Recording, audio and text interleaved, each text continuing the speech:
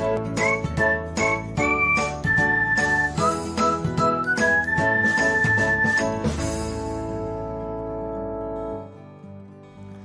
everyone, welcome back to another episode of Technologyglance. In this video, I'm going to guide you through how you can pin a board on your Pinterest profile. So, let's get started.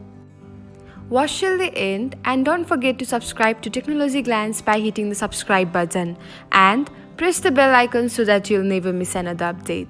Without further ado, let's get started. First of all, open the Pinterest app on your device. Now tap on your profile icon, then open a Pinterest board. Now select the board you want to pin. After that, tap on the first icon that shows up, and that's it. This is how you can pin a board. Thanks for watching. If you found this guide helpful, we will love it if you hit the thumbs up button below. We upload great new tech tutorials like this one every day. So, don't forget to subscribe to our channel and hit the bell icon to get an update as soon as we post a video.